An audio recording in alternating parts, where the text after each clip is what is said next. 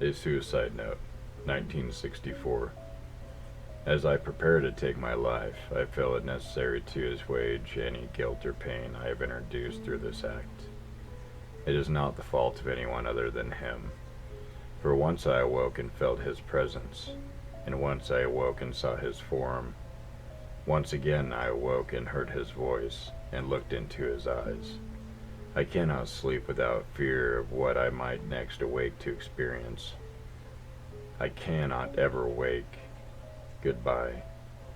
Found in the same wooden box were 2 empty envelopes addressed to William and Rose, and 1 loose personal letter with no envelope.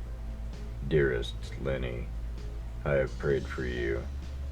He spoke your name. A journal entry, translated from Spanish, 1880. I have experienced the greatest terror. I see his eyes when I close mine. They are hollow, black. They saw me and pierced me. His wet hand. I will not sleep. His voice. A Mariner's Log, 1691. He came to me in my sleep, from the foot of my bed. I felt a sensation. He took everything. We must return to England. We shall not return here again at the request of the Rake. From a Witness, 2006.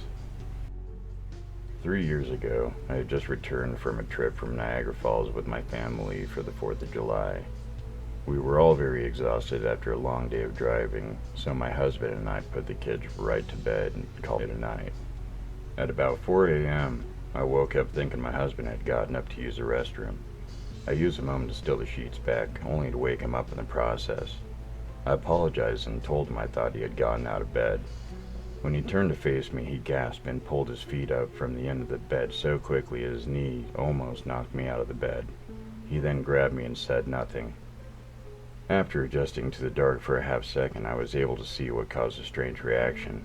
At the foot of the bed, sitting and facing away from us, there was what appeared to be a naked man or a large hairless dog of some sort. For some reason, I was not instantly frightened by it, but more concerned as to its condition.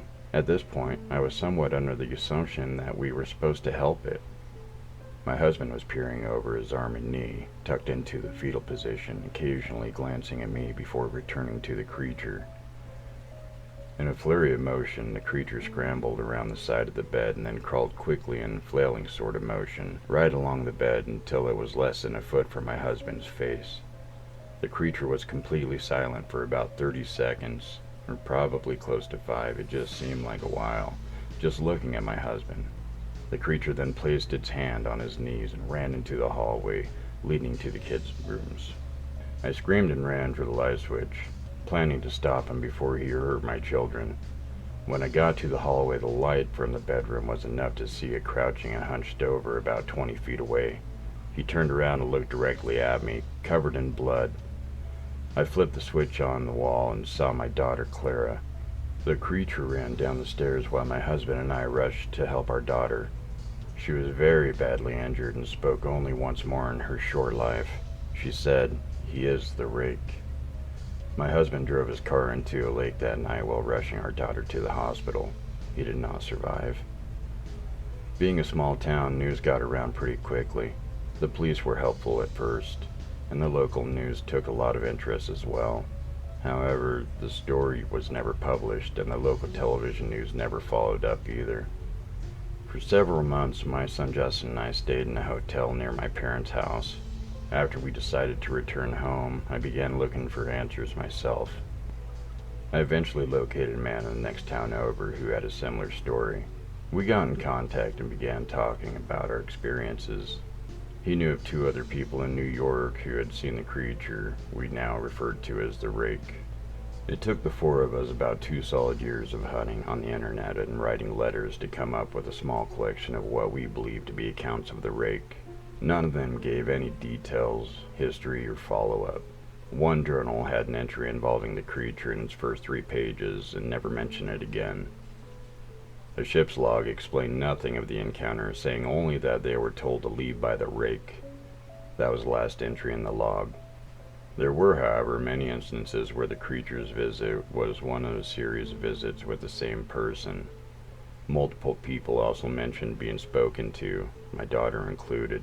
This led us to wonder if the Rake had visited any of us before our last encounter. I set up a digital recorder near my bed and left it running all night, every night for 2 weeks. I would tediously scan through the sounds of me rolling around my bed each day when I woke up. By the end of the second week, I was quite used to the occasional sound of sleep while blurring through the recording at 8 times normal speed. This still took almost an hour every day. On the first day of the third week, I thought I heard something different. What I found was a shrill voice. It was the Rake. I can't listen to it long enough to even begin to transcribe it. I haven't let anyone listen to it yet. All I know is that I've heard it before, and I now believe that it spoke when it was sitting in front of my husband. I don't remember hearing anything at the time, but for some reason the voice on the recorder immediately brings me back to that moment. The thoughts that must have gone through my daughter's head make me very upset. I have not seen the Rake since he ruined my life, but I know that he's been in my room while I slept. I know in fear that one night I'll wake up and see him staring at me.